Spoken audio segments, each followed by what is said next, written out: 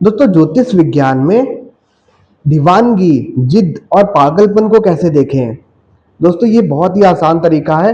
यदि किसी व्यक्ति के अंदर किसी चीज का जिद है, जुनून है और पागलपन है किसी चीज को हासिल करने के लिए, तो उसके चार्ट में कुछ नक्षत्र मिलेंगे आपको। उन नक्षत्रों के आधार पे आप पता कर सकते हो कि इस नक्षत्र के अंदर वो एबिलिटी है कि वो बहुत ऊंचाइयों तक जा सकता है, रात दिन को एक कर सकता है और बहुत हार्ड वर्क कर सकता है। अगर ये कॉम्बिनेशन बन गए तो आपका दीवानापन, आपका पागलपन आपकी सफलता को कहीं ना कहीं आपके कदमों में लाके रख देगा। तो दोस्तों वो नक्षत्र कौन से हैं? तो दोस्तों जब आपको पता होगा चंद्रमा के 3 नक्षत्र हैं, रोहिणी, हस्ता और श्रवण। और एक और नक्षत्र आप ले लो, मृगशिरा नक्षत्र, जो कि मंगल का नक्षत्र है और वो वृषभ राशि में आता है। यदि इन 4 नक्षत्रों को देखें तो ये 4 नक्षत्र हद से ज्यादा दीवानगी देते हैं, क्योंकि इनमें हमारा इमोशंस और हमारा मन जुड़ा होता है। हम किसी चीज को पाने के लिए कहीं ना कहीं काफी इमोशनल होते हैं।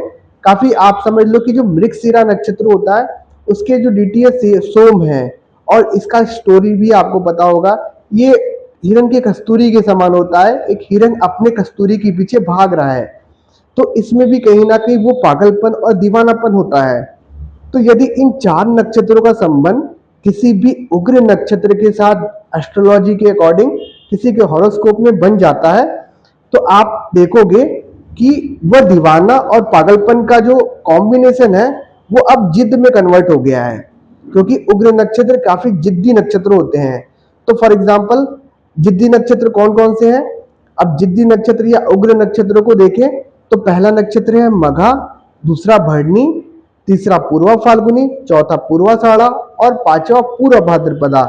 जब भी कोई ग्रह कुंडली में रोहिणी, मृगशिरा, हस्ता, श्रवण में बैठा है और उसका लॉर्ड, उस राशि का लॉर्ड या नक्षत्र लॉर्ड चंद्रमा या मंगल यदि उग्र नक्षत्रों के में बैठे हुए हैं, तो ये कॉम्बिनेशन होता है कि उस चीज को हासिल करने के लिए इंसान बहुत मेहनत, बहुत ज्यादा हार्डवर्क करेगा, दिन रात को एक कर देगा। बहुत ही ज्यादा मेहनत करने वाला कॉम्बिनेशन होता है और ये जिद्दी नक्षत्र होता है। जब तक वो सफलता हासिल नहीं करेंगे तब तक वो लड़ते ही रहेंगे, जूझते ही रहेंगे, फाइट करते ही रहेंगे। अब एक एग्जाम्पल देखते हैं दोस्तों, एग्जाम्पल चार्ट से। तो मेष लगन का चार्ट है। मेष लगन के चार्ट में राहु मृगशिरा में बैठा हुआ है, सेकंड हाउस में है। और सेकंड हाउस का जो लॉर्ड होता है वो वीनस होता है, और वीनस पंचम भाव में बैठ गया है पूरा फाल्गुनी नक्षत्र में। तो ये पर्सन बहुत ही क्रिएटिव पर्सन है। आप कह सकते हो कि टेक्सटाइल डिजाइनर है, बुटीक डिजाइनर है। तो इनके इनके काम के जो कारनामे हैं, काम के किस्से बहुत दूर दूर तक कहीं ना कहीं फेमस है। बहुत ही ज्यादा उनको अपने काम को लेके प्रशंसा होती है, अप्रिसिएशन होती है। और अपने बिजनेस में भी बड़ा करने के लिए कहीं ना कहीं वो हमेशा बातें करती रहती है कि मुझे बड़े बिजनेस की तरफ जाना है, बड़े काम की तरफ जाना है। क्योंकि दीवानगी का नक्षत्र मृगशिरा उग्र नक्षत्र, जो कि जिद्दी नक्षत्र के साथ कॉम्बिनेशन में है, सेकेंड और फिफ्थ के साथ। तो जब ये दो नक्षत्रों का कॉम्बिनेशन किसी के चार्ट में बनेगा।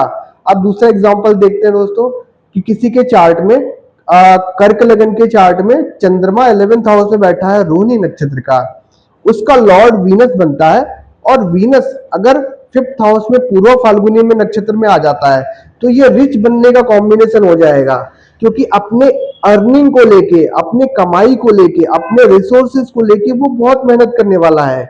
उसका इस जन्म का डिजायर भी यही है। तो ये कॉम्बिनेशन जो होते हैं वो हमेशा ही आपको जो है वो गलत नहीं साबित हो सकते हैं।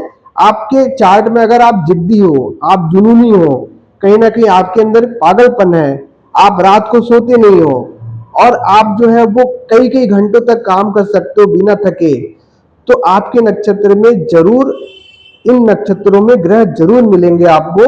या तो उग्र नक्षत्रों में ग्रह होंगे या तो इन दीवानगी वाले नक्षत्र में आपको ग्रह मिलेंगे, क्योंकि ये नक्षत्र ही आपको जो है वो चैन से सोने नहीं देते हैं। जब तक आपको सफलता हासिल ना हो जाए तब तक ये आपको चैन से रहने नहीं देंगे। और दूसरी बात दोस्तों कि इन नक्षत्रों का संबंध अगर गलत घर से बन जाता है तो थोड़ा निगेटिव इम्पैक्ट भी बन सकता है। वह इंसान अपने जुनून और दीवानगी की वजह से फंस सकता है। फॉर एग्जाम्पल दोस्तों 6, 8, 12 में अगर रोहिणी नक्षत्र का कॉम्बिनेशन है तो कई बार वो अपने ऑब्सेशन या अपने दीवानगी की वजह से वो मुसीबत में भी आ जाता है। और अगर उसका संबंध उग्र नक्षत्रों से भी है, जैसे आप समझ लो कि छठे घर में रोहिणी नक्षत्र में प्लेनेट है और उसका डिस्पोजिटर पूर्वाषाढ़ा में आ गया जो कि लड़ाई का नक्षत्र है, तो आप समझ लो कि किसी प्रॉपर्टी किसी एसेट्स को लेके आप लड़ रहे हो, क्योंकि आपको वो चाहिए, वो आपको उसका ऑब्सेशन है कि ये प्रॉपर्टी ये एसेट्स मुझे चाहिए, एनी हाउ लड़के लोगे, जिद करके लोगे, हासिल कर लोगे उसे। तो ऐसे कॉम्बिनेशन जो है वो कभी गलत नहीं हो सकते दोस्तों। नक्षत्र जो होते हैं वो अकेला वर्क नहीं करते दोस्तों। अगर उनके डिस्पोजिटर नक्षत्र को देखा जाए और या उसके साइन डिस्पोजिटर को देखा जाए तो वो रिजल्ट एक्यूरेट निकल जाएगा दोस्तों। आप वहां पे कभी फेल नहीं सकते, एस्ट्रोलॉजी कभी फेल नहीं हो सकती है दोस्तों। तो नक्षत्रों का रोल बहुत ज्यादा है एस्ट्रोलॉजी में। ये दीवानगी और उग्र नक्षत्र का कॉम्बिनेशन का के बारे में मैंने बताया है। अगले वीडियो में मैं आपको बताऊंगा कि कब दीवानगी जो होती है वो ये नहीं सोचती है कि किसके साथ रिलेशन बनाना चाहिए नहीं बनाना चाहिए। It means unacceptable relationship society में जितने भी होते हैं उनके बारे में बताऊंगा कि कैसे वो नक्षत्रों के कॉम्बिनेशन से देखे जा सकते हैं कि ये असामाजिकता है, इस संबंध में असामाजिकता है। तो वहां पे एस्ट्रोलॉजी बहुत इजीली आपको गाइड कर सकती है ये समझने में कि यहाँ पे एक अनऑर्थोडॉक्स रिलेशन है। तो वो उसके बारे में मैं नेक्स्ट वीडियो में बनाऊंगा।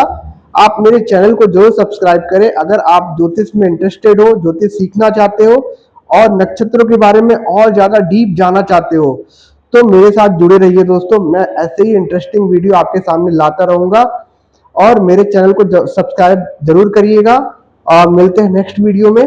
धन्यवाद।